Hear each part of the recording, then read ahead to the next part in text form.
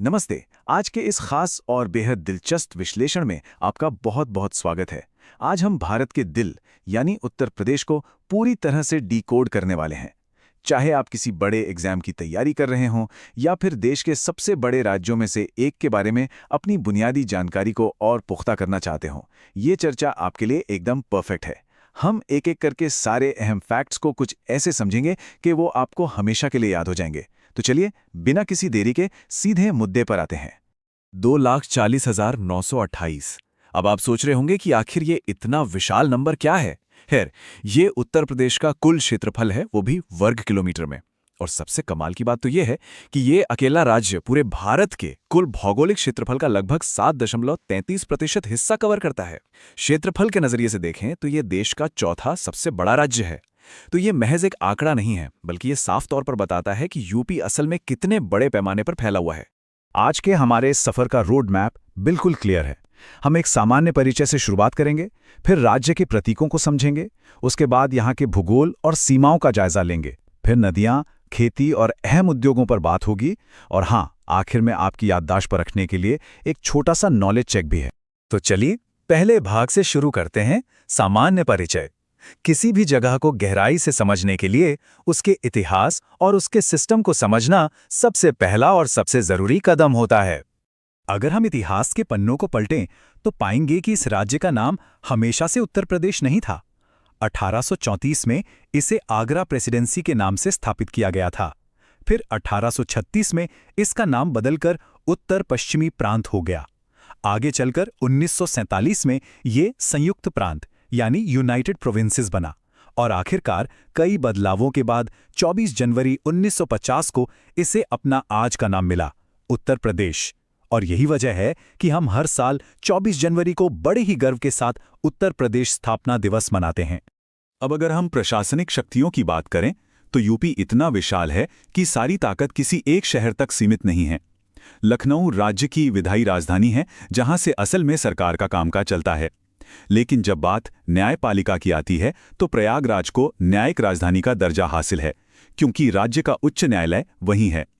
और वहीं दूसरी तरफ कानपुर अपनी जबरदस्त औद्योगिक क्षमता के चलते राज्य की आर्थिक राजधानी माना जाता है।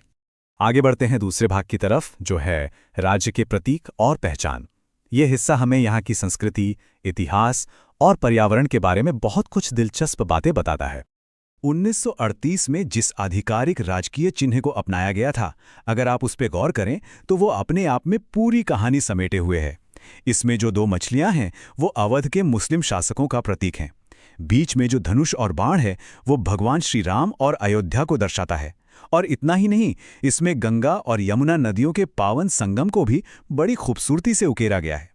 मतलब ये अकेला चिन्ह पूरे राज्य की ऐतिहासिक और सांस्कृतिक विविधता का जीता जागता सबूत है।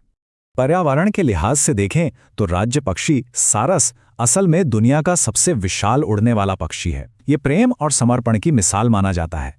इसके साथ ही गांगेय डॉल्फिन का महत्व भी बिल्कुल कम नहीं है, जिसे अभी हाल ही में अक्टूबर 2023 में राज्य का जलीय जीव घोषित किया गया है।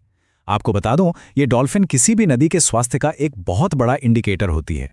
अब आते हैं तीसरे हिस्से पर, भूगोल और सीमाएं। इतने विशाल राज्य के पड़ोसी कौन कौन हैं, ये जानना रणनीतिक तौर पर काफी अहम हो जाता है।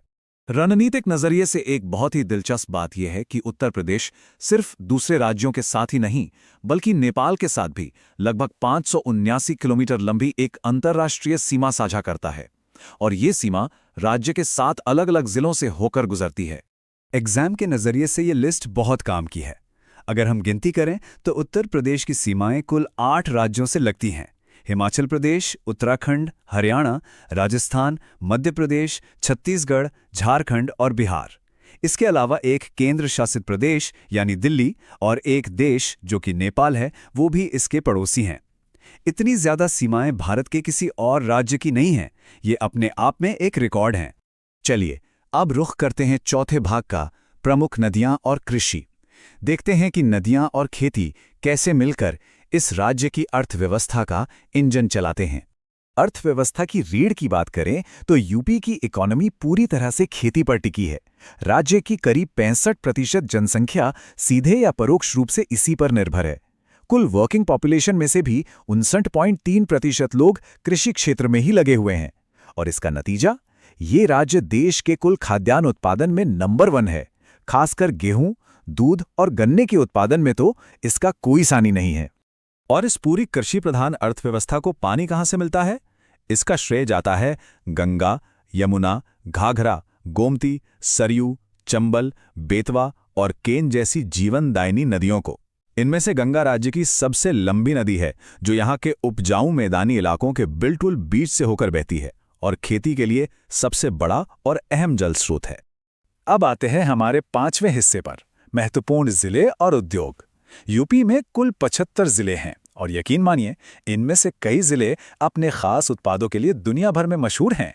इन इंडस्ट्रियल शहरों और उनकी पहचान को याद रखना काफी आसान है। कानपुर को पूर्व का मैनचेस्टर कहा जाता है, जो अपने चमड़ा उद्योग के लिए फेमस है। भदोही अपने शानदार कालीन उद्योग के लिए जाना जाता है।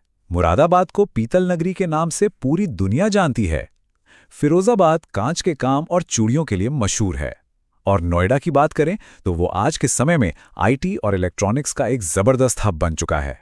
तो चलिए, अब समय है हमारे छठे और आखिरी हिस्से का, नॉलेज चेक। हमने काफी कुछ कवर कर लिया है। अब देखते हैं कि आपको कितनी बातें याद रहीं। मैं कुछ सवाल पूछूंगा और आप मन में उनके जवाब सोचने का प्रयास कीजिएगा। पहला सवाल, उत्तर प्रदेश का आधिकारिक राज्य पक्षी कौन सा है? आपके ऑप्शंस हैं मोर, सारस, तोता या हंस। सोचिए जरा। बिल्कुल सही। सही उत्तर है बी, सारस। जैसा कि हमने चर्चा की थी, यह दुनिया का सबसे विशाल उड़ने वाला पक्षी है। दूसरा सवाल, प्रसिद्ध कुंभ मेला कहाँ लगता है? ऑप्शंस हैं आगरा, वाराणसी, प्रयागराज या अयोध्या। और इसका एकदम सही जवाब है सी, प्रयागराज, जिसे संगम नगरी भी कहा जाता है और हां, जो राज्य की न्यायिक राजधानी भी है। और ये रहा आज का आखिरी सवाल। उत्तर प्रदेश में लोकसभा की कितनी सीटें हैं? 60, 75, 80 या फिर 90? अगर आपने 80 सोचा है तो आप बिल्कुल सही हैं। सही उत्तर है सी, 80 सीटें। ये नंबर साफ तौर पर दिखाता है कि इस राज्य का भारत की राजनीति में कितना बड़ा महत्व और वजन है। इन सारे फैक्ट्स को जानने के बाद जरा इस प्रेरणादायक विचार पर गौर कीजिए। 24 जनवरी 2025 को मनाए जाने वाले 76वें स्थापना दिवस की थीम है उत्तर प्रदेश में विकास एवं विरासत, प्रगति पथ है।